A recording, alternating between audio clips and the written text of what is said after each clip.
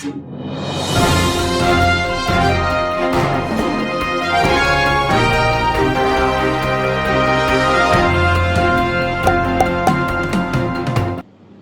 Of मानवता में आप सभी का स्वागत है। आज हम सभी बात करेंगे जो इस मुद्दे पे बात करने के लिए आए हैं वॉइस ऑफ मानवता के कार्यक्रम में गौतम राणे सागर के साथ। आप देखिए, हम दिखाएंगे आईना सच का। जरूरत क्यों पड़ी आईना सच दिखाने की और वॉइस ऑफ मानवता के मकसद क्या हैं, ये भी बताने की जरूरत है कि आप जानते हैं पूरे देश में मानवता को सभी जानते हैं। वॉइस के मतलब आवाज है और मानवता की आवाज पहुंचाना हर व्यक्ति का धर्म है। और खास तौर से भारतीय लोगों को जो संविधान ही मानवता के आधार पे टिका है, मानवता के आधार पे बनाया गया संविधान है, उस संविधान को ध्यान में रख करके अपनी बात सच तरीके से पहुंचाई जाए, सच के लिए लड़ाई लड़ी जाए, सच के लिए लड़ने वाले लोगों की जरूरत है। और इसीलिए आप सभी को यहाँ आमंत्रित किया गया है। और आज हम बात करेंगे कि देश के हालात क्या है और देश के हालात के लिए जिम्मेदार कौन है, और जो पूरी तरह की स्थिति बनी है उस स्थिति को संभाला क्यों नहीं जा पा रहा है, इस पे बात करेंगे। अभी तक हमारे साथ जो जुड़े मेहमान हैं उनसे हम आपका परिचय करा दें। हमारे साथ जुड़े हैं श्रीमती संघमित्रा गौतम जी, जो लक्ष्य संगठन चलाती हैं, उनकी कमांडर हैं। दूसरे हमारे जो गेस्ट जुड़े हैं वो जुड़े हैं नीतू कनौजिया जी, वो भी सामाजिक समाज सेवी हैं और सत्य के लिए, समाज की सेवा के लिए हमेशा अग्रसर रहती हैं। तो आज हम चुनौतियों पे बात करेंगे और बात करने की जरूरत क्यों पड़ी है, बार बार ये बात उठती है। हमारे हमारे हमारे साथ इस समय दारापुरी साहब भी जुड़ गए हैं। तो दारापुरी साहब, आपका स्वागत है। आवाज आ रही है आपको? आ रही। तो दारापुरी साहब, हम एक बार आपका वॉइस ऑफ मानवता में और हम दिखाएंगे आईना सच के कार्यक्रम में आपका स्वागत है। बहुत बहुत स्वागत है। दारापुरी साहब रिटायर्ड आईपीएस रहे हैं, लेकिन इस समय जो संगठन वो चला रहे हैं, ऑल इंडिया पीपुल फ्रंट चला रहे हैं, उसके वो नेशनल स्पोक्स पर्सन है। और खास तौर से सामाजिक कार्यों में बड़ी आपकी रुचि रही है, बड़े रुचि के साथ वो काम करते रहे हैं। तो आज जिस विषय पर हम बात करेंगे वो विषय शुरू होता है भारतीय संविधान के आर्टिकल 19 से। और जो हमारे देश में मीडिया है, मीडिया के लिए खास तौर से ये बात कही गई है कि मीडिया, हमारे देश में फ्रीडम है, स्पीच का फ्रीडम है, फ्रीडम ऑफ एक्सप्रेशन है, लेकिन खास तौर से संविधान में जो कमेंट पास किए गए हैं उस कमेंट में कहा गया है कि मीडिया को इस बात का ध्यान रखना चाहिए कि जो भी खबर वो प्रसारित कर रहा है वो खबर सत्य है या नहीं सत्य है। और आज इस दायरे में अगर हम देखें तो निश्चित तौर पे पता चलता है वो खबर असत्य ही है पूरी तरीके से।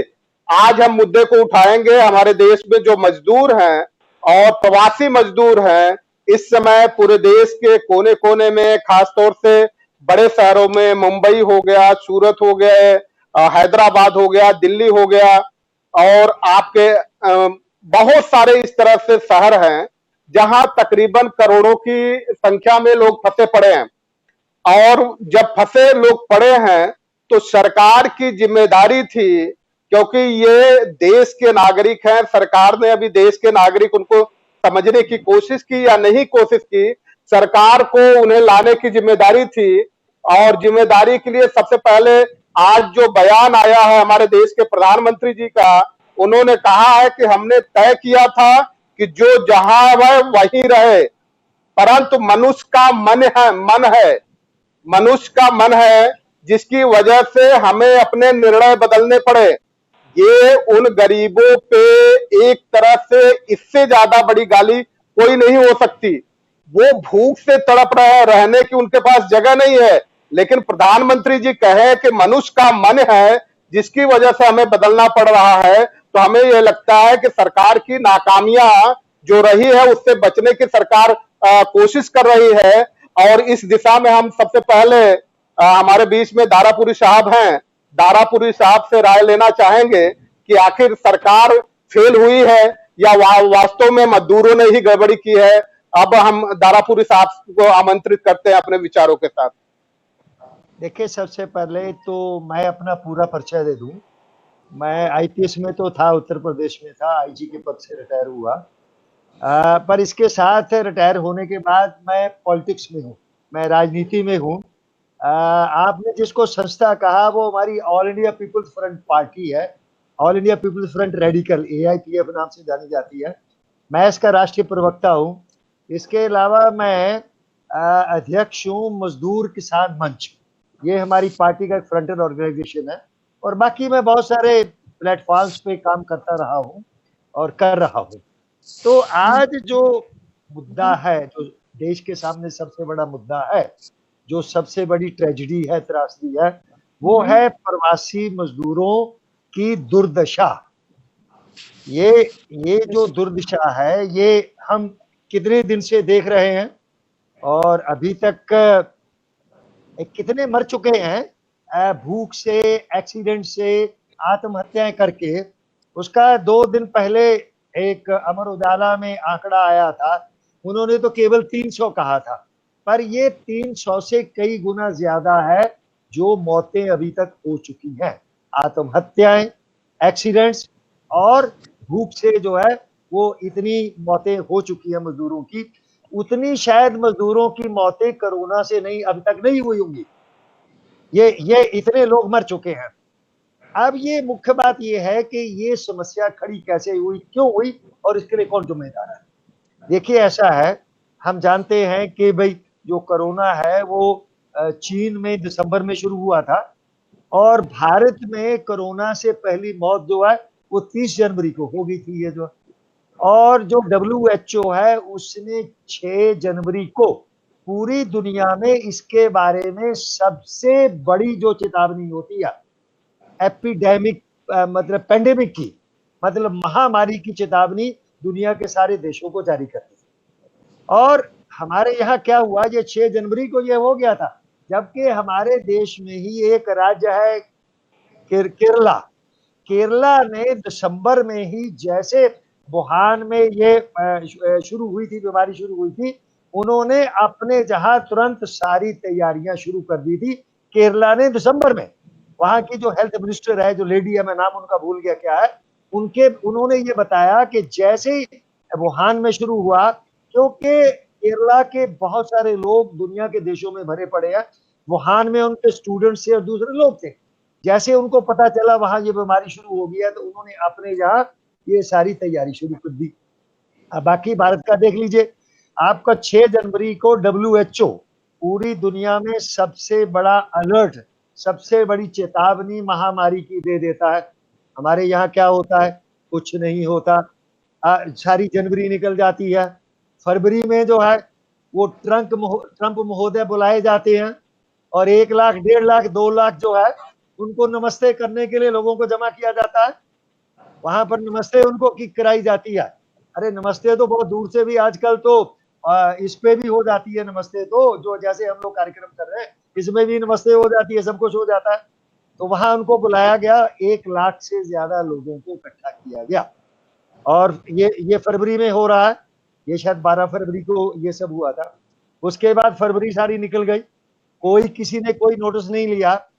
फिर 13 मार्च को भारत सरकार के जो स्पोक्स पर्सन है, जो हमारे सामने अब हेल्थ मिनिस्ट्री के जो पेश होते हैं, वो बुलेटिन बनाते हैं, वो आते हैं, वो कहते हैं कि देखिए ऐसा है, ये दुनिया में कोरोना वोना होगा, पर हमारे यहाँ उसका कोई असर होने वाला नहीं है। यह भविष्यवाणी थी उनकी सरकार की तरफ से, कुछ होने वाला नहीं हमारे यहाँ, इसलिए यहाँ कोई चिंता करने की जरूरत नहीं है। ये भारत सरकार ने 13 मार्च को उनके बुलेटिन में कहा गया था। अब उसके बाद अब आगे आ जाइए, हमारी पार्लियामेंट चल रही है, दुनिया में हाहाकार मच गई है। इटली में इतने लोग मर रहे थे, दूसरे देशों में मर रहे थे, परंतु हमारे यहाँ इसके बारे में कोई चिंता नहीं। वहां राम भजन हो रहा था, वहां जो भजन गाए जा रहे थे, ये जो। फिर उसके बाद क्या होता है कि आपके एकदम जो है फिर ये पूरी दुनिया में हाहाकार मचती है।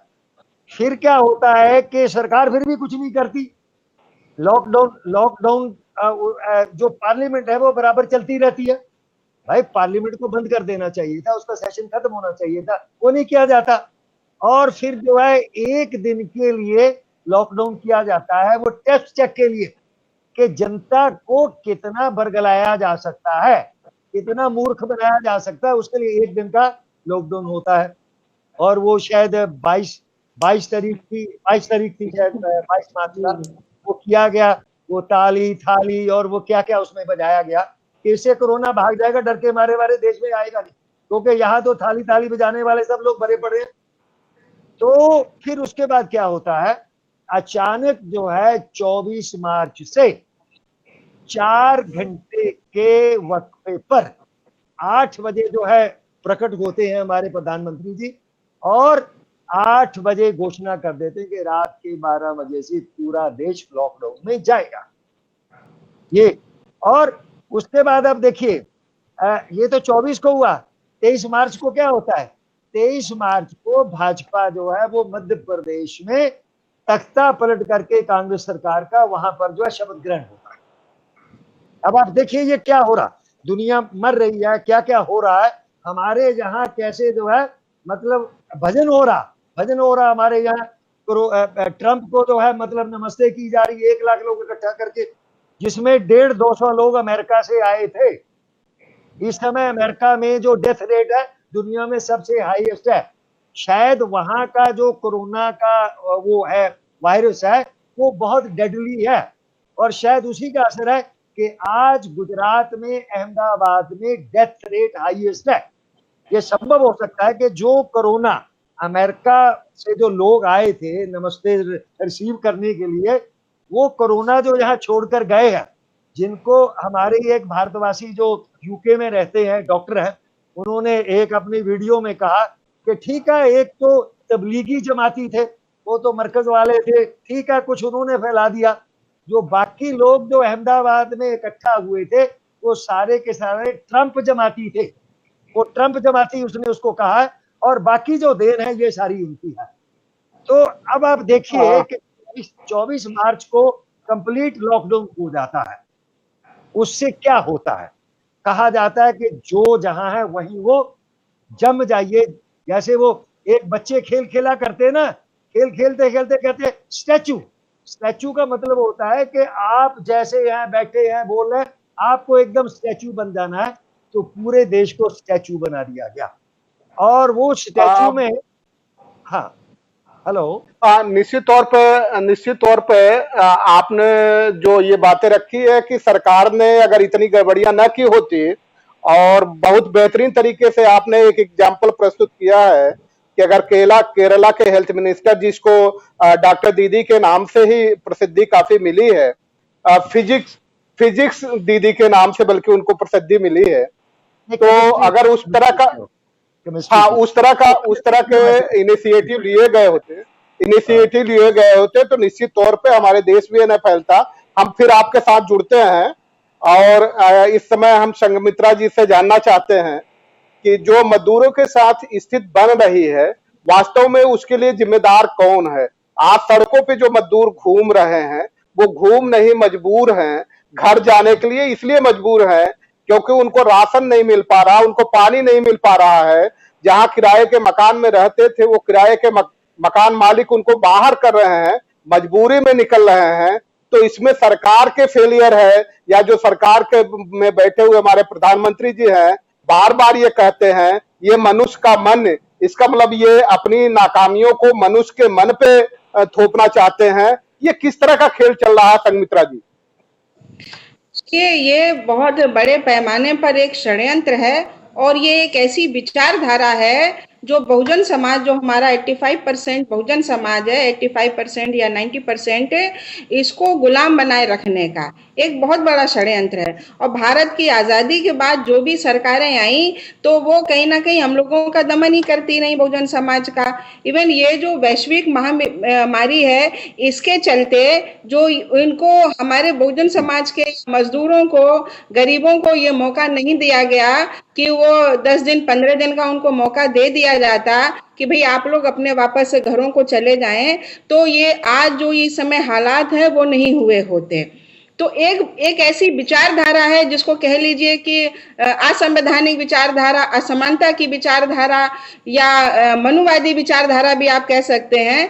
तो इसमें क्या है कि जो जो मुट्ठी भर जो लोग हैं वो सारी शक्तियों को एक जगह रख देना चाहते हैं, केंद्रित कर देना चाहते हैं, और फिर गरीबों को जानवरों की तरह हाँकना चाहते हैं कि हम उनको जूठन फेंक दें, हम उनको उतारे हुए फटे हुए कपड़े फेंक दें, हम उनसे 2 शब्द बोल लें, इतना ही ये एहसान माने हमारा, ये हम परोपकार करेंगे। ये इस स्थिति पर ये बहुजन समाज को लेकर आना चाहते हैं। तो इसमें एक बहुत बड़ा षड्यंत्र है, और इस जो आज की जो हालात हैं कि हम देख रहे हैं सोशल मीडिया पर कि गर्भवती महिलाएं वो बिचारी आ रही हैं कितने कितने 100 किलोमीटर पैदल चल करके भी। आजकल के मैंने पेपर में पढ़ा कि एक महिला ने चलते चलते बच्चे को वहीं जन्म दिया, और 1 घंटे रेस्ट करने के बाद में गोद में वही नवजात बच्चे को गोद में उठा करके फिर चल दी। कितनी बच्चियां हमारी मर गई, कितने रास्ते में भूखे प्यासे अभी लोग पत्ते खा रहे हैं, मिट्टी खाने को मजबूर हैं, और ये कुछ भी किसी के कान में जू नहीं रेंग रही है। कोई तरीके से अगर इन चीजों को सही तरीके से रखा जाता तो एक भी मजदूर नहीं मरता, कम से कम इस बीमारी से मरता। तो हमारे निश्चित तौर बहुत पे संगमित्रा जी ने आपने बहुत ही अच्छी बात कही है कि हमारी सरकार ने गंभीरता से बीमारी से लड़ने की कोशिश नहीं की है। लगता है इस सरकार को बीमारी से लड़ने की मंशा नहीं, मंशा कुछ और है, और वो कुछ अलग तरीके का काम करना चाहते हैं। अगर ये लड़ने की कोशिश करते तो मजदूरों के कितने आंकड़े हैं, मजदूरों के आंकड़े ही अभी सरकार के पास नहीं है। तो जब आंकड़े ही नहीं है तो ये दावे करना कि मजदूरों के लिए, पूरे देश के लोगों के लिए हमने ये किया है, तो मेरे ख्याल से वो केवल थोथा चना बाजे घना की ही परिपाटी को सिद्ध करता है। इस दिशा में हम राय ले लेते हैं नीतू कनौजिया जी का कि नीतू जी आप क्या कहना चाहेंगी कि ये सरकार फेल है या वास्तव में मजदूर ही सरकार को फेल करना चाहते हैं? पहले तो मैं सभी मेहमानों को नमस्कार करना चाहूंगी, सभी को मैं प्रणाम करती हूँ, और मैं अपनी बात रखना चाहूंगी कि इस समय देश के जो हालात हैं वो ना आपसे छुपे हैं ना हमसे छुपे हैं। सरकार हमारी जो काम कर रही है वो कागज पे कुछ और दिखता है और रियलिटी उसकी कुछ और होती है। जो मजदूर ये दूर दराज से लोग आ रहे हैं, पैदल चल रहे हैं, सड़कों पर मर रहे हैं, ये किसकी जिम्मेदारी है? अगर घर में भी किसी को कोई दिक्कत होती है या कोई परेशानी आती है तो सबसे पहला काम मुखिया का होता है कि वो अपने परिवार को समेटे, सुरक्षित रखे, उसका ध्यान रखे। तो हमारे देश के मुखिया माननीय मोदी जी हैं, तो इस समय उनको ध्यान रखना चाहिए सभी का, जो कि बिल्कुल नहीं कर रहे हैं। कागज पे कुछ और होता है और रियलिटी कुछ और होती है। पब्लिक भूखों मर रही है क्योंकि हर व्यक्ति मांग के नहीं खा सकता, हर व्यक्ति सड़क पे लाइन लगा के खाना नहीं खा सकता है। उससे घर घर तक पहुंचाने का काम करें। जो मजदूर चल रहे हैं जगह जगह चौराहों पे खाना बांटना चाहिए उनको, कि जो लोग आ जा रहे हैं वो भी खाते रहें। मध्यम वर्ग के लोग तो बिल्कुल ही दबे जा रहे हैं, वो तो कुछ बोल भी नहीं पा रहे, किसी के सामने अपना रोना भी नहीं रो पा रहे कि भैया आज मेरे पास पैसा नहीं बचा है, बिल्कुल मैं क्या करूं। वो तो मजबूरी में मांग रहे हैं अपने मित्रों से कि भाई थोड़ा सहयोग कर दो। ये सरकार नहीं देखेगी तो कौन देखेगा? निश्चित तौर पे नीतू जी हम लोग फिर लौटते हैं, बस थोड़ा सा टेक्निकल प्रॉब्लम आ रही है, तो 1 मिनट के लिए हम लोग ब्रेक लेंगे, फिर वापस आते हैं। आप सभी का धन्यवाद, बने रहिए वॉइस ऑफ मानवता के साथ। सरकार के पास मजदूरों का आंकड़ा उपलब्ध नहीं है, तो जो जबरदस्ती के दावे किए जाते हैं कि प्रधानमंत्री आवास योजना के तहत और उज्ज्वला योजना के तहत उनको गैस कनेक्शन दिए गए हैं, आवास दिए गए हैं, तो फिर तो ये हवाई ही लगता है ना। तो हम इस पे आपका विचार जानना चाहेंगे। देखिए ऐसा है, पहले तो मैं आपको बता दूं प्रवासी मजदूरों के आंकड़े के बारे में। ये जो है सरकार के पास आज प्रवासी मजदूरों का कोई आंकड़ा नहीं है। ये आंकड़ा इसलिए जिनको ये कह रहे हैं कि हम दावे कर रहे हैं उत्तर प्रदेश सरकार हमने इतने लाखों को बुला लिया, इतने वहां है, ये कहीं कोई इनके पास आंकड़ा नहीं है कि अन्य राज्यों में कितने प्रवासी मजदूर जो है वो काम में लगे हुए हैं। ये आंकड़ा क्यों नहीं है? ये आंकड़ा इसीलिए नहीं है क्योंकि सरकार ने ये आंकड़ा नहीं रखा और वो आंकड़ा किसके अंदर रखना था, उसके लिए मैं आपको बताऊं, एक एक्ट है, एक कानून है, inter state migrant workman regulation of employment and condition of service act 1979। ये 1979 का एक्ट है। ये कहता है, ये 79 में तो कांग्रेस की सरकार रही, उनके समय में बना, परंतु उन्होंने भी इसको लागू नहीं किया, ना उसके बाद आई किसी भी सरकार ने लागू किया। ये एक्ट ये कहता है कि अगर कोई भी मजदूर दूसरे राज्य में जाता है, जहां वो जाएगा जो उसका प्रिंसिपल एम्प्लॉयर है, तो उसके लिए ये बाध्यकारी है कि वो उसका मजदूर का रजिस्ट्रेशन करवाएगा। पहले तो उसका अपना रजिस्ट्रेशन होगा अगर कोई फैक्ट्री लगा रहा, कोई भी काम कर रहा। दूसरा ये है कि जो भी मजदूर जाएगा उसका वो पंजीकरण कराएगा, ये अनिवार्य है, ये उस एक्ट में कंपलसरी है। पंजीकरण हो जाने पे वो मजदूर रिकॉर्ड पे आ जाता है, और फिर जो लेबर लॉस के जो लाभ है, फैक्ट्री एक्ट के जो लाभ है, वो सारे के सारे उसको मिलने शुरू हो जाते हैं। परंतु किसी भी सरकार ने, चाहे वो कहीं की सरकार हो, किसी ने इस एक्ट को आज तक लागू नहीं किया है, जिसका नतीजा क्या है, लाखों क्या करोड़ों की संख्या में ये माइग्रेंट वर्कर अलग अलग राज्यों में काम में लगे हुए हैं, और वो आज करोड़ों की संख्या में फंसे हुए हैं, और किसी सरकार के पास उसका कोई आंकड़ा नहीं है। ये केवल सारे हवा हवाई है कि हम इतने मजदूरों को इतनी गाड़ियों से भेज देंगे। जब आपके पास टोटल आंकड़ा ही नहीं है तो आप क्या प्लानिंग करेंगे? ये सरकार की आपराधिक लापरवाही है, जिसका नतीजा ये है कि आज किसी को कुछ नहीं पता उत्तर प्रदेश के कितने मजदूर गुजरात में फंसे हैं, कितने बंबई में फंसे हैं, कितने दूसरे राज्यों में फंसे हैं। किसी सरकार को कोई इसका आइडिया नहीं है, सब हवा में तीर चलाए जा रहे हैं। और दूसरा ये है कि अब पहले तो मैं थोड़ा सा बता दूं कि जब सरकार ने लॉकडाउन करके मजदूरों को वहां बंद किया, उनको घरों में बंद कर दिया, अब जब आप उनको घर वापस भेजने की बात आप कर रहे हैं, तो उनको घर भेजना भी आपकी जिम्मेदारी है, क्योंकि आपके तुगलकी फरमान से वो सारे के सारे मजदूर जो है वहां पर फंस गए हैं, वो बंद गए हैं। अब आप कह रहे हैं हम इनको घर भेजेंगे, घर भेजने की जिम्मेदारी आपकी है, वो सरकार नहीं निभा रही। रेलगाड़ियां हैं, कह रहे कि हम फ्री में इंतजाम करेंगे, सबसे जितना किराया है वो सारा वसूल किया जा रहा है। और दूसरा, जितनी गाड़ियों की जरूरत है उतनी गाड़ियों की व्यवस्था नहीं की जा रही। अलग अलग स्टेट जो है गाड़ियों को मना कर देती है। आज मैं पढ़ रहा था कि उत्तर प्रदेश ने काफी गाड़ियों के आने के लिए मना कर दिया, क्योंकि सरकार के पास उनके आने पर कोई इंतजाम ही नहीं है। अगर क्वारंटाइन करना है, दूसरा कुछ करना है, उसकी कोई व्यवस्था उत्तर प्रदेश में नहीं है। एक बड़ा आंकड़ा मैं आपको बताऊं, पंजाब में 10 लाख, पंजाब की बात करता हूं जो सबसे छोटा, बहुत छोटा राज्य है, वहां 10 लाख मजदूर हैं। अभी तक कुल 27 गाड़ियां वहां से आई है, तो इसका मतलब केवल 27,000 मजदूर आए हैं।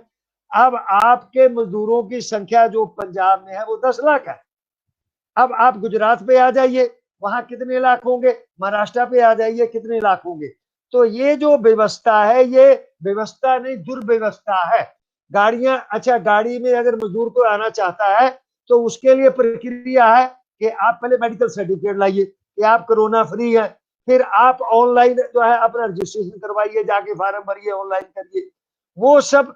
जबकि इसके मुकाबले में जो फॉरेन से आ रहे हैं या कोटा से जो हजारों की संख्या में स्टूडेंट खाते पीते घरों के लाए गए थे, उनके ऊपर तो आपने ये शर्त नहीं लगाई थी कि भाई आप कोरोना फ्री होने का सर्टिफिकेट लाइएगा। आप जो फॉरेन से हवाई जहाज भर भर के आप दावा कर रहे हैं, हमने वो पता नहीं क्या वेद क्या है वो ऑपरेशन आपने नाम दिया है, हजारों आ रहे हैं, उनके ऊपर आपने किसी पे शर्त लगाई कि अगर आप कोरोना फ्री नहीं होंगे तो हम फॉरेन कंट्री से नहीं लाएंगे। यहाँ पर चेकिंग होने पर कई कई निकले हैं कि जो कि कोरोना इन्फेक्टेड है। तो दारापुरी साहब, एक आंकड़े के अनुसार हम आपसे बात करते हैं कि हमारे देश में तकरीबन 16,000 ट्रेन हैं जो पूरे देश में चलती हैं, और 2.5 लाख के आसपास बसें हैं जो डिफरेंट स्टेट के राज्य के स्टेट रोडवेज सर्विसेज है। अगर उन सबको लगा दिया जाए तो जो हमारे यहाँ प्रवासी मजदूर हैं उनको पूरा के पूरा एक साथ लगाने के बाद भी है उनको घर तक पहुंचाने के लिए, अब पूरी भरी हुई ट्रेन के साथ पहुंचाने के लिए तकरीबन 2 महीने का समय लगेगा। सही बात ये आंकड़े हैं, ये भारत सरकार के ही आंकड़े हैं, हमारे आंकड़े नहीं है। बिल्कुल और आप सही कह रहे हैं कि आप सही कह रहे हैं कि श्रमिक एक्सप्रेस के नाम पे और वंदे भारत के नाम पे जो पूरी तरह से प्रवासी भारतीय और अप्रवासी भारतीय दोनों को लाने की जो कोशिश की जा रही है, दोनों में डिफरेंसेस बहुत है।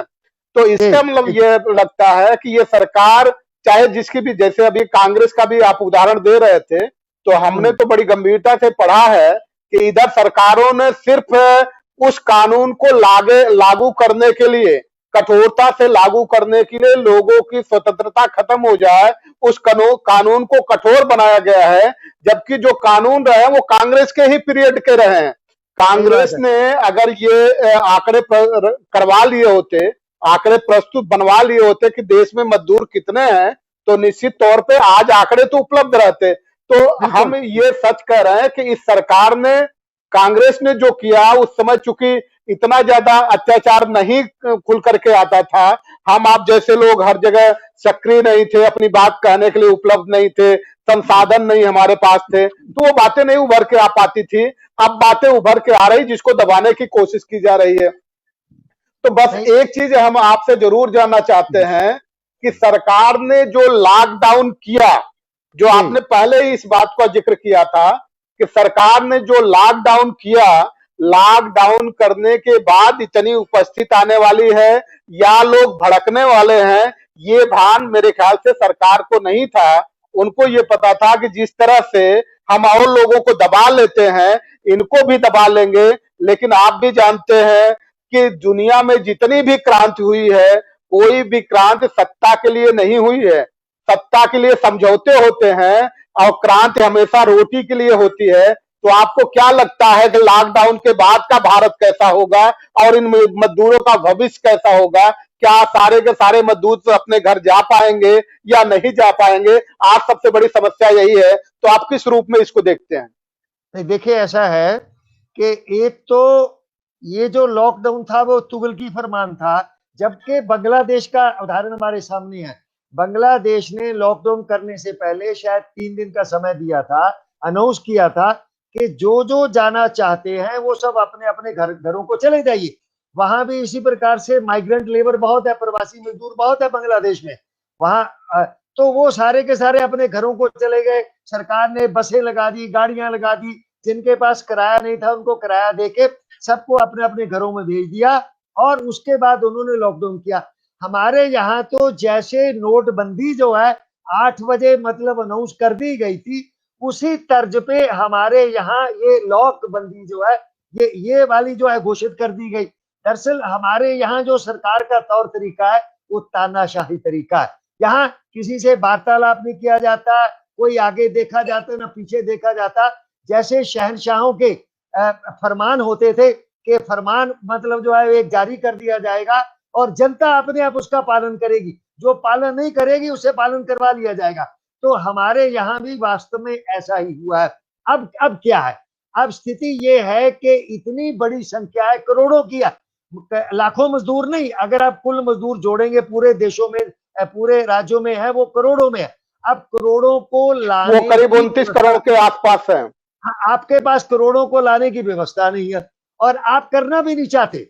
आप करना भी नहीं चाहते। आप जो है उसको इतना डिले कर देते हैं कि वो बेचारा फार्म भर दे तो भी उसको हफ्ता भर लग जाता है वो गाड़ी मिलने में, और ऐन मौके पे गाड़ियां कैंसिल हो जाती है। फिर आप बसेज वगैरह अलाउ नहीं कर रहे। अब तो इसका मतलब क्या है कि बेचारे मजदूर जो है। अच्छा, दूसरा ये है कि अगर ठीक है लोकडाउन जरूरी था, चलो आपने कर दिया, पर लॉकडाउन में जो क्वारंटाइन में जो व्यवस्था आपको करनी चाहिए थी आपने नहीं किया। वहां लोग भूख से मर रहे हैं और लोगों को सरकारी व्यवस्था में कोई विश्वास ही नहीं है, कोई विश्वास। जब किसी का विश्वास खत्म हो जाता है तो आप लाख उनके साथ जो है अपने वो लॉलीपॉप उसके सामने परोसिए, लाख वादे करिए, उसका विश्वास नहीं जमता है। तो इस समय मुझे ऐसा लगता है कि जो भारत का मजदूर है, उस मजदूर का सरकार से विश्वास उठ चुका है और उसको यहाँ की व्यवस्था पर जो है कोई भरोसा नहीं है। अब वो अपने बूते पर मरने और जीने के लिए तैयार है और इसीलिए सरकार के लाख मना करने के बावजूद भी वो लोग पैदल, साइकिल पे, उन पे, रेड़ी पे, ठेले पे अपने आप को निकल आए हैं। और उससे आप देखिए, एक तो आपने उनको इतने दिन, महीना, 1.5 महीना आपने उनको लॉकडाउन में बंद रखा, उनको भूखे मरने के लिए बाध्य कर दिया आपने उनको कुछ दिया नहीं। और अब जब चले हैं तो आप उनको क्या कर रहे हैं, आप घेर घेर के उनके ऊपर पुलिस के डंडे बरसा रहे हैं। वो कभी मेन रोड छोड़ के पटड़ी पे जाते हैं, नहर पे जाते हैं, बीहड़ में जाते हैं, वहां भी आप पुलिस लगा के उनको मार मार के कभी आगे भगाते हैं, कभी पीछे भगाते हैं। एक स्टेट के बॉर्डर पे अगर वो पहुंच जाते हैं तो वहां पर उनको रोक दिया जाता है कि आप आगे नहीं जा सकते। एक कुछ दिन पहले एक ऐसा ही किस्सा हुआ था कि बहुत सारे मजदूर उत्तर प्रदेश के थे, वो मध्य प्रदेश के बॉर्डर तक पहुंच गए, गुजरात से, महाराष्ट्र से, परंतु उनको वहां रोक दिया, वापस कर दिया गया कि जाओ, क्योंकि उत्तर प्रदेश सरकार ने आपका आना रद्द कर दिया। अब बताइए, उत्तर प्रदेश सरकार को भी ये चाहिए था कि जब हमने इतने परमिट दिए हैं, कहा है कि आप आ जाओ, तो फिर आपने मध्य प्रदेश में ये व्यवस्था क्यों नहीं की कि उनको उसके थ्रू जाने दीजिए। तो ये मुझे ये लगता है कि जो वर्तमान सरकार है, जब पहले वाली जो सरकारें हैं, उन्हें मजदूरों की कतई परवाह नहीं, ये पूंजीपतियों की सरकारें रही है और इस समय कारपोरेट्स की सरकार है। इस समय जो हमारे जो सरकार चल रही है वो कारपोरेट्स की, अब छोटे मोटे पूंजीपतियों की नहीं, वो अरबपतियों खरबपतियों की सरकार है। अब वर्तमान सरकार की सबसे बड़ी चिंता क्या है, वो मजदूर, उसकी चिंता नहीं है कि मजदूर कितने मर गए, कितने और मर जाएंगे, कोरोना से मरेंगे, भूख से मरेंगे, एक्सीडेंट में मरेंगे, आत्महत्या, ये चिंता नहीं है। उनको चिंता ये है कि ये जो फैक्ट्रियां बंद हो गई, 1 महीना 1.5 महीना उद्योग बंद हो गए, इनको दोबारा कैसे चलाया जाए। और उसको ये भी चिंता है कि अगर ये मजदूर छोड़ के चले गए, वापस आने वाले नहीं है। इसलिए गुजरात में, सूरत में क्या हो रहा, सूरत में अब थोड़े से आए हैं, बहुत दारापुरी साहब, बहुत बहुत आपका धन्यवाद। अब समय इजाजत नहीं दे रहा, हम इस कार्यक्रम को यही वाइंड अप करेंगे। और निश्चित तौर पे आपने जो ये बात कही है कि अगर मजदूर यहाँ मुसीबतें झेल रहा है तो सरकार की बद इंतजामिया है। सरकार अगर इंतजाम करती तो मजदूरों को ये दुख और तकलीफ नहीं झेलनी पड़ती। वॉइस ऑफ मानवता आज उन्हीं के लिए काम कर रहा है जिन लोगों की बात नहीं सुनी जाती है और जिनको ये कहा जाए कि जिनकी पूछ नहीं होती है, जिनको लोग महत्वपूर्ण नहीं समझते हैं। वॉइस ऑफ मानवता उनको महत्वपूर्ण समझता है और इंसान के इंसानियत के लिए ये लड़ाई लड़ रहा है। मानवता की स्थापना तक अपनी लड़ाई जारी रखेगा। आपकी उपस्थिति के लिए बहुत बहुत धन्यवाद। आप सभी दर्शकों का भी बहुत बहुत धन्यवाद। जय भीम। ओके, जय भीम। कुछ योजनाओं पे अगर काम न किया जाए तो वो योजना काम नहीं करती। तो इस जुमले को सुनने के बाद, इस जुमले को पढ़ने के बाद ये बात तो स्पष्ट हो जाती है कि किसी भी तरीके से सरकार आइडिया तो नहीं बनाई थी या सरकार के पास आंकड़े उपलब्ध नहीं थे कि मजदूरों के वास्तविक हमारे यहाँ आंकड़े क्या हैं। अगर आंकड़े उपलब्ध होते तो निश्चित तौर पे ये दुर्दशा आज मजदूरों की न हुई होती जो मजदूरों की दुर्दशा है। दूसरी बात ये कि सरकार को शायद मजदूरों की ताकत का एहसास नहीं है कि मजदूरों की ताकत क्या है, इस देश के लिए मजदूर महत्व क्या रखते हैं, इस देश की प्रगति के लिए, देश के विकास के लिए मजदूरों का क्या योगदान है, ये शायद सरकार को नहीं पता है। अगर ये पता होता तो निश्चित तौर पे इतना बड़ा गेम सरकार न खेलती।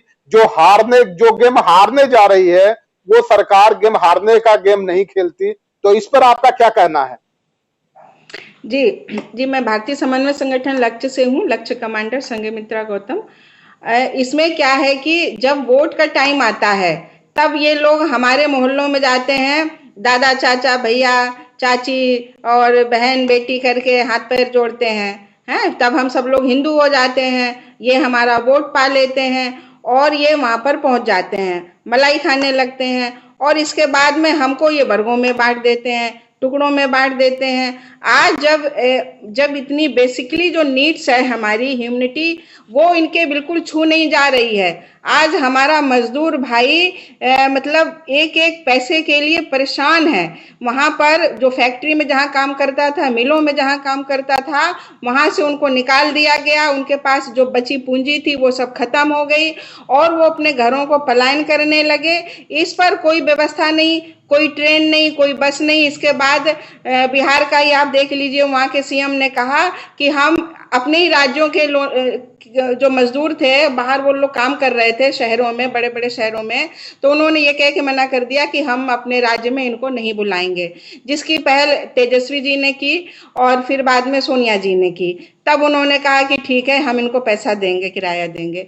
तो ये इस तरीके की जो बातें हो रही हैं, तो संवेदनहीन जो हमारे हुक्मरान हैं उनके अंदर संवेदना नहीं है। अगर हम सम्राट अशोक के शासनकाल को देखते हैं तो उन्होंने भी कहा है कि शासक को पिता जैसा होना चाहिए, कि अपनी जनता को अगर वो संतान की तरह माने तो उनके एक एक दुख दर्द को महसूस करेगा कि इनकी तकलीफ हमारी तकलीफ है। तो वो चीजें इस समय नहीं है। इसका भी एक बहुत बड़ा फैक्टर ये है कि हमारे बीच में किसी भी एक ऐसा सामाजिक संगठन का अभाव है जो एक आवाज में जो एक हो जाए। और सामाजिक संगठन थोड़े दिन चलते हैं, 2-4-5 साल चलते हैं, इसके बाद वो कहीं ना कहीं उनका विलय हो जाता है, राजनीतिक पार्टी में चले जाते हैं, या वो अपना एक राजनीतिक संगठन बना लेते हैं, इलेक्शन में खड़े हो जाते हैं। तो कोई भी समाज में एक ऐसा कोई संगठन नहीं है कि ऐसी जो क्रूर सरकारें हैं, जो संवेदनहीन सरकारें हैं, उनको लगाम कर सकें। उनको लगाम करेंगे तो बहुजन समाज, जी, भले बहुजन समाज सत्ता में नहीं आएगा, यद्यपि संख्या के आधार पे तो उसको उसी को सत्ता पे आना चाहिए, हुक्मरान होना चाहिए, लेकिन जब हम सामाजिक रूप से संगठित होंगे तो कैसी भी क्रूर सरकारें होंगी वो मनमानी नहीं कर पाएंगी। तो बहुजन समाज में एकता का ना होना भी ये एक बहुत बड़ा फैक्टर है कि आज हमारे जो लोग हैं उनके साथ में इस तरीके से दुर्व्यवहार हो रहे हैं। बहुत सारे निश्चित तौर पे संघमित्रा जी, आप बिल्कुल सही कह रहे हैं कि जिसकी सामाजिक जड़ें गहरी नहीं होती हैं, मजबूत नहीं होती हैं, उसकी राजनीतिक जड़ें कभी भी मजबूत नहीं हो सकती। अगर इस दृष्टिकोण से देखा जाए तो जिस विचार की आप बात कर रही हैं, देखा जाए तो सामाजिक जड़ें गहरी होना तो दूर की बात है, सामाजिक जड़ें ही नहीं है। पता नहीं क्यों लोगों को ऐसा लगता है कि सामाजिक कार्य करते करते थोड़ी दूर जाने के बाद वो थक जाते हैं और थक करके हार जाते हैं, या ये कहिए किसी मुखालिफ के हाथ में पड़ जाते हैं, जिसकी वजह से सामाजिक कार्य करना वो छोड़ देते हैं और लाभ के पदों की तरफ भागने लगते हैं। और ये सच है कि अगर सामाजिक परिवर्तन करना चाहते हैं, आर्थिक मुक्ति आंदोलन चलाना चाहते हैं, तो निश्चित तौर पे काफी लंबे समय तक के लिए जो आपके स्वार्थ की सोच है, उस स्वार्थ की सोच को दूर तक छोड़ना पड़ेगा। क्योंकि आप भी देख लीजिए, जब तक कोई बीज इसलिए न तैयार हो जाए कि वो जमीन में दबेगा और दबने के बाद वो वृक्ष या पौधे बनाएगा, तब तक वो इस देश में अपने विचारों की पुनरावृत्ति कॉपी नहीं कर सकता। हमें आपको इस दिशा में कॉपी करने की जरूरत पड़ेगी, और जब तक कॉपी नहीं हो पाएगा तब तक ये स्थितियां बनती ही रहेगी। तो आपने बहुत बेहतर बात कही है कि व्यक्ति की जो न्यूनतम जरूरत थी रोटी, और वो भी सूखी रोटी भी सरकार उपलब्ध न करा पाए, इसके बाद अपने मीटिंग में, अपने भाषण में, मुख्यमंत्रियों के मीटिंग में ये कहे कि हमने तो तय किया था जो जहां रहना चाहे, जो जहां है वहीं रहे, लेकिन क्या करें, परंतु मनुष्य का मन मानता ही नहीं, जिसकी वजह से मुझे निर्णय बदलने पड़े।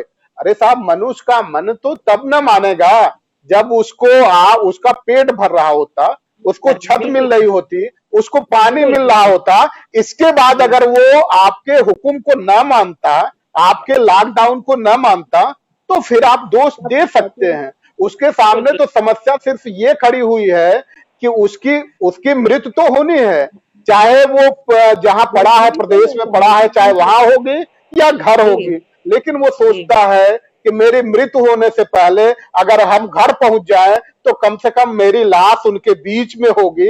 अपनी लाश ढो रहे हैं, वो अपनी शरीर नहीं लाश ढो रहे हैं। तो इस मामले में ये जरूर कहना है कि सरकार के पास मजदूरों का कोई आंकड़ा नहीं उपलब्ध है। जब तक सरकारों का आंकड़ा नहीं उपलब्ध होगा तब तक सरकार काम नहीं कर सकती। इस दिशा में आपके संगठन के माध्यम से हम जानना चाहते हैं कि आप बताइए आपका संगठन इस दिशा में क्या काम कर रहा है कि सरकार मजदूरों के आंकड़े उपलब्ध कराएं। देखिए, हमने हमारे संगठन ने अभी ये इस बीमारी के चलते हम लोगों ने 3 बार करीब राशन भी बांटा। अपने आसपास एरिया में हमारी कुछ कमांडर्स गई हुई थी, हम लोगों ने सहयोग किया जितना बन पड़ा हमारे संगठन से, और पूरी संवेदना है हमारी उनके साथ में। आने वाले टाइम में जितना हम कर सकते हैं, अभी ये लॉकडाउन चल रहा है और इसके चलते अभी हम बहुत ज़्यादा नहीं कुछ कर पा रहे हैं, लेकिन हाँ, ये जूम मीटिंग के माध्यम से हमारी बातें हो रही हैं, चर्चाएं हो रही हैं। तो इसमें क्या है कि हम जब तक सड़कों पे नहीं उतरेंगे, हमारा संगठन सड़कों पे उतरता है। पिछले आपने भी देखा होगा, आप हमारी रैलियों में शामिल हुए हैं। लखनऊ में हमने सैकड़ों बार रैलियां निकाली हैं और मानवर कांशीराम साहब की हम लोग थीम पर काम कर रहे हैं। इसको जनवरी में 21 बरस हो गए इस संगठन को काम करते करते, जो ये गैर राजनीतिक संगठन है। तो आगे भी हम सब सारे सामाजिक संगठनों से और खुद भी ये हम चाहेंगे कि हम सब लोग जब तक सड़कों पे नहीं उतरेंगे, अपनी ताकत का प्रदर्शन जब तक हम सड़कों पर नहीं दिखाएंगे, तब तक ये जो संवेदनहीन सरकारें हैं ये हमारे साथ में असंवैधानिक आचरण करते रहेंगे। अभी देखिए, औरंगाबाद में कितनी घटना, दुर्भाग्यपूर्ण घटना हुई है, बहुत दुखद घटना हुई है कि मालगाड़ी हमारे बहुजनों के ऊपर चढ़ गई। कि हमारे मजदूर भाइयों को ट्रेन में चढ़ना चाहिए तो गाड़ी ही तो ट्रेन उनके ऊपर चढ़ गई। वहीं पर रोटी के टुकड़े पड़े हैं और चप्पल पड़ी हुई है। तो कितना इससे बड़ी हृदय विदारक घटना तो हो ही नहीं सकती है। कितनी बड़ी घटना है। और जो हम ठीक है, जो अमीर लोग हैं वो उनको आप हवाई जहाज से बुला रहे हो, यहाँ पर बढ़िया से व्यवस्था कर रहे हो, उनके बच्चों को बुला रहे हो जहाँ वो पढ़ाई लिखाई कर रहे हैं, अच्छी बस भेज रहे हो, एसी भेज रहे हो, ठीक है, उनको भी आप बुलाइए। लेकिन हमारे मजदूर भाइयों के लिए भी तो कुछ करिए कि वो सुरक्षित अपने घर को पहुंच जाएं। अभी ये लॉकडाउन खुलने के बाद में उनके क्या हालात होने वाले हैं, इस पर तो कल्पना ही करो तो ऐसा लगता है कि क्या होगा। भुखमरी होगी, बेरोजगारी बढ़ेगी, मृत्यु दर बढ़ेगा, महिलाओं का बच्चियों के साथ में अपराध बढ़ेंगे। तो ये क्या आने वाला टाइम तो बहुत ही भयावह होने वाला है। अगर सरकारें अभी चेती नहीं, अभी से उन्होंने कुछ किया नहीं, तो बहुत आने वाला टाइम बहुत खराब होने वाला है। और मजदूरों का इतनी उपेक्षा हो रही है। मजदूर वो हमारा भाई है जो कहते हैं कि किसी ने कहा कि मेहनत कश जग वालों से जब अपना हिस्सा मांगेंगे, एक खेत नहीं, एक देश नहीं, हम सारी दुनिया मांगेंगे। अगर मजदूर ठान ले और सड़कों पर आ जाए तो सरकारें गिर सकती हैं, पट हो जाएंगी। नहीं, निश्चित तौर पे बहुत अच्छी बात आपने कही है संगमित्रा जी। लेकिन एक चीज हम जानना चाहते हैं, जैसा आपने कहा कि जिन लोगों को ट्रेन पे चढ़ना चाहिए वही ट्रेन उन लोगों पे चढ़ गई, तो क्या आप ये मानती हैं कि वो जो हमें बताया जा रहा कि 16 लोग ट्रैक के बीच में, रेलवे ट्रैक के बीच में सो गए होंगे, तो क्या आप उससे सहमत हैं? क्या वास्तव में वो ट्रैक के बीच सो गए होंगे? देखिए, वो भोले भाले मासूम लोग हैं, बेचारे गांव के व्यक्ति हैं, मजदूरी कर रहे हैं। वो जब से वो चले थे, कितने किलोमीटर चलकर आए थे, तब तक एक भी ट्रेन वहां से नहीं गुजरी थी। तो वो ये आश्वस्त हो गए कि लॉकडाउन के चलते ट्रेन नहीं आ रही है, इसलिए वो इतने थके मांदे थे, इतने भूखे थे, परेशान थे कि वो बेचारे वो बीच में लेट गए। इसमें उनकी गलती नहीं है। वहां पर किसी लोगों ने देखा ही नहीं इतनी देर में, बताइए। निश्चित तौर पे संगमित्रा जी, मैं एक बात और आपसे जानना चाह रहा हूँ, आपके जानकारी के लिए भी बता दूं कि हमने तमाम जो ट्रैक बनाने वाले इंजीनियर्स हैं उनसे बात की है, और बात करने के बाद इस बात से हम पूरी तरह से आश्वस्त हैं कि वो लोग ट्रेन पे, अगर ट्रैक पे सोए भी होते, पहली बात तो ट्रैक पे सोने की जो स्थिति आई है वो गैंगमैन एक स्थिति में सोते हैं जब ट्रैक बहुत लंबा फैला हो और फैला होने के बाद छाया कहीं न मिल रही हो और केवल ट्रैक पे छाया मिल रही हो, उसी स्थिति में उस ट्रैक पे सोते हैं। यहाँ जी जब हमने देखा है तो जो ट्रेन आती है, ट्रेन अगर 5 किलोमीटर की दूर पे रहे तभी वाइब्रेशन होने लगता है। पहले आपने जी देखा होगा कि एक एक पटरियों को जो उसका रेल की जो लाइनें होती है वो करीब 50 मीटर की दूरी पे उसको जोड़ा जाता था, नट बोल्ट से जोड़ा जाता था। लेकिन परिस्थितियां अब बदल गई हैं, अब उसको जोड़ वेल्ड कर दिया जाता है और वेल्ड तकरीबन 1-1 किलोमीटर ट्रैक का इकट्ठे किया जाता है। ऐसी स्थिति में जब ट्रेन आती है तो जब 2 किलोमीटर की दूरी पे ही ट्रेन रहती है तो इतना ज्यादा वाइब्रेशन होता है कि उस इंजीनियर ने मुझे बताया इतना तेज वाइब्रेशन होता है कि अगर मुर्दा भी हो तो उछल जाता है। तो ये 16 लोग सोए रहे और सोए रहने के बाद 16 के 16 लोग भी उसमें ट्रेन के नीचे कट करके मर गए। तो ये बात, ये थीसिस कहीं से भी समझ में नहीं आती है। वो इसलिए नहीं समझ में आती है, उसमें कुछ तो जग जाते हैं, कुछ तो, अगर कुछ लोगों ने कुछ नहीं जगे हैं तो निश्चित तौर पे ये सोने की जो थियरी है वो थियरी कहीं से भी गले के नीचे नहीं उतरती। हमने सुबह से लेकर के कई इंजीनियर से इस टॉपिक पे बात की है। तो इसका मतलब ये लगता है, और आप देखिए जो लड़के मरे हैं उनकी उम्र 20 से 35 साल रही है। चूंकि लॉकडाउन स्थिति में ये एसआरजी स्टील में वो काम करते थे, तो ये जी संभावना जरूर व्यक्त की जा सकती है कि फैक्ट्री के मालिक, जिस तरह से हमारे देश के प्रधानमंत्री जी ने आह्वान किया था कि फैक्ट्री के मालिक उनके भोजन देंगे, रहने की व्यवस्था करेंगे, उनके सैलरी नहीं काटेंगे, तो हो सकता है उन लोगों ने ये मांग की हो कि ठीक है आप भोजन, सैलरी दें या न दे वो फर्क नहीं पड़ता, लेकिन भोजन दीजिए, और भोजन नहीं देते हैं तो मुझे घर जाने की व्यवस्था कराइए। इस स्थिति में जी विवाद हो सकता है। हम ये नहीं कह रहे हैं कि ये गारंटी है, लेकिन ये विवाद हो सकता है, और वो विवाद इतना ज्यादा बढ़ जाए कि वो गोलियां चलने की नौबत आ जाए, मारपीट की नौबत आ जाए। ऐसी स्थिति में जब टेक पे हमने लोग इंजीनियर से बात की तो उन्होंने कहा कि जब 16 लोगों की इकट्ठे मौतें होती है तो निश्चित तौर पे ये संभावना ज्यादा रहती है कि उनको कहीं तो ऐसा तो नहीं है कि मार करके दूर पहले से मार दिया गया हो और मार करके ट्रेन में ला करके लिटा दिया गया हो ट्रैक पे। क्योंकि जो रोटियां भी देखी होगी आपने, जो रोटियां जी वहां बनी है वो रोटियां एक घर की बनी हुई लगती है, और 21 लोग चलेंगे तो एक घर से रोटी कभी नहीं बनती है। और जो रोटियों की शक्ल दिखाई गई है वो रोटियों की शक्ल किसी भी कीमत पर घर की बनी हुई रोटियां नहीं दिखती है। और दूसरी बात, जो उसमें चटनी दिखाया गया, चटनी के साथ ये कहा गया कि पुदीना था, धनिया थी।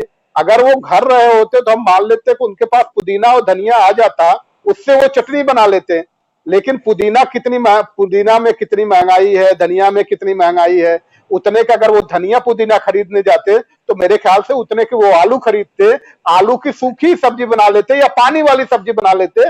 अगर ये हो रहा होता तो मुझे लगता कि ये जो थीसिस थी, ये थ्योरी जांच करने की थी और उनको दोषारोपण करने की थी, तो निश्चित तौर पे माना जा सकता था।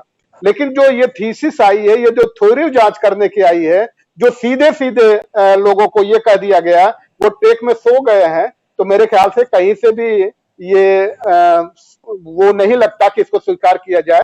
कुछ न कुछ थियरी है। तो हम जरूर इस माध्यम से, वॉइस ऑफ मानवता के माध्यम से ये जरूर हम सरकार से मांग करेंगे कि निश्चित तौर पे इसकी सीबीआई जांच कराई जानी चाहिए। अगर सीबीआई जांच होगी तो निश्चित तौर पे जो असलियत है वो असलियत सामने आ जाएगा, और असलियत जी सामने नहीं आएगा तो चूंकि दूसरे मीडिया के लोग जिनको आर्टिकल 19 से कोई मतलब नहीं है, वो बार बार ये तो कहते हैं कि मुझे फ्रीडम ऑफ एक्सप्रेशन है, अभिव्यक्ति की स्वतंत्रता है, लेकिन वो उस टिप्पणी को नहीं पढ़ते जो संविधान की टिप्पणी में ये बात कही गई है कि आप कोई भी खबर प्रसारित करने से पहले पूरी तरह से जांच ले वो सत्य है या असत्य है। तो हमारे गवर्नमेंट को, ये जब गवर्नमेंट ने अनाउंस किया था कि आज हम ताली बजाएंगे, थाली बजाएंगे, तो जब ताली थाली बजाने की अपील की गई थी, अगर मीडिया, निश्चित तौर पे मीडिया जिम्मेदार होती और अपने चौथे स्तंभ लोकतंत्र का होने की भूमिका निभा रही होती, तो क्वेश्चन जरूर खड़ा करती कि ये बताइए ताली और थाली बजाने से कोरोना बीमारी है या कोई चूहिया है जो भाग जाएगी। ऐसा नहीं किया तो निश्चित तौर पे लगता है कि उसने और कोई काम नहीं किया। जो सबसे बड़ी समस्या आ रही है मजदूरों की कि जब वो ऑनलाइन फॉर्म भर रहे हैं, मजदूर जो है डिजिटल इंडिया नहीं बन गए हैं, मजदूर जी मजदूर हैं। और उस जरूर है। मजदूरों में बहुत सारे ऐसे हैं जिनको अभी हस्ताक्षर करने नहीं आते, जो जो अपना जी नाम नहीं लिख सकते, अंगूठा ही लगाते हैं। वो कैसे ऑनलाइन फॉर्म भरेंगे? अगर वो ऑनलाइन फॉर्म भरने जाते हैं तो आपके सोशल डिस्टेंसिंग का उपहास करेंगे, और सोशल जी डिस्टेंसिंग का उपहास करेंगे तो मेरे ख्याल से उनका पिछवाड़े की साइज बहुत बड़ी हो जाएगी। पुलिस वाले जिस तरह से डंडा चलाते हैं, तो उसमें भी ये सरकार ने ये कहा कि ऑनलाइन फॉर्म भरने के बाद आप मेडिकल सर्टिफिकेट देंगे तब हम जी आपको जाने की अनुमति देंगे। जानते और मेडिकल सर्टिफिकेट देने की कीमत 350 रुपया है जब आप बल्क में दीजिए, 1000-2000 की संख्या में या 500 की संख्या में। लेकिन एक दो लोग जाइए तो उस मेडिकल सर्टिफिकेट पाने की जो कीमत है वो कीमत करीब 600 रुपया है। तो क्या इस स्थिति में मजदूर 600 रुपया पाने की स्थिति में है कि वो केवल 600 रुपया मेडिकल सर्टिफिकेट के लिए दे सकता है? देखिए, ये उनका मजदूरों का उपहास उड़ाना है। जो लोग ऐसा कह रहे हैं उनके तो पेट भरे हैं, उनके बच्चे आराम से घरों में हैं। और ये मजदूरों को ये जो जहां पर थे, राज्य सरकारें, केंद्र सरकार उनको वहीं पर स्कूल, कॉलेज और कहीं भी उनको रोक सकते, हलवाई लगा सकते थे, उनके लिए पुलिस भेज सकते थे उनकी सेफ्टी के लिए। और जो ये पीएम केयर्स के पास जो पैसा आया, ये इसका कोई लेखा जोखा नहीं है। जो लोग पैसा दान कर रहे हैं सरकारों को इनके लिए, मजदूरों के लिए, इनकी इनकी भूख मिटाने के लिए, इनकी सुरक्षा के लिए, उस पैसे का कोई सही उपयोग नहीं हो रहा है। अरबों खरबों रुपया लोगों ने दान किया और उसका कोई लेखा जोखा नहीं है, वो जनता को बताया नहीं जा रहा है। और अगर ये सारे के सारे मजदूरों को वहीं वहीं रोक लेते, उनको ये आश्वस्त करा देते कि हम तुम्हारा इलाज, खाना पीना, तुम्हारे परिवारों की सुरक्षा, गर्भवती महिलाओं की सुरक्षा, छोटे बच्चों के लिए दूध दही सब हम करते, तो ये चीजें जो पूरे देश में आज उथल पुथल मची हुई है, ये कभी नहीं मचती। ये जो ये आज हो रहा है, मैं समझती हूँ कि ये कभी हुआ ही नहीं है। तो इस बहुत पर बहुत धन्यवाद जी संगमित्रा जी, आप वॉइस ऑफ मानवता से जुड़ने के लिए बहुत बहुत धन्यवाद। Thank you. आप सभी को बता दें कि वॉइस ऑफ मानवता के क्षेत्र में काम करने के लिए अग्रणी भूमिका निभा रहा है। जिन मानवों को उनके नैतिक अधिकार नहीं दिए जा रहे हैं, मानव होने के अधिकार नहीं दिए जा रहे हैं, वॉइस ऑफ मानवता उनके आवाज उठा रहा है और उनके हक की लड़ाई लड़ रहा है। आप सभी को वॉइस ऑफ मानवता के साथ जुड़ने के लिए बहुत बहुत धन्यवाद। और फिर हम आपके साथ आएंगे और उम्मीद है कि आप सभी इसी तरह से सहयोग देते रहेंगे। आप सभी का बहुत बहुत धन्यवाद। थैंक यू बुलाने के लिए, धन्यवाद। जय भीम।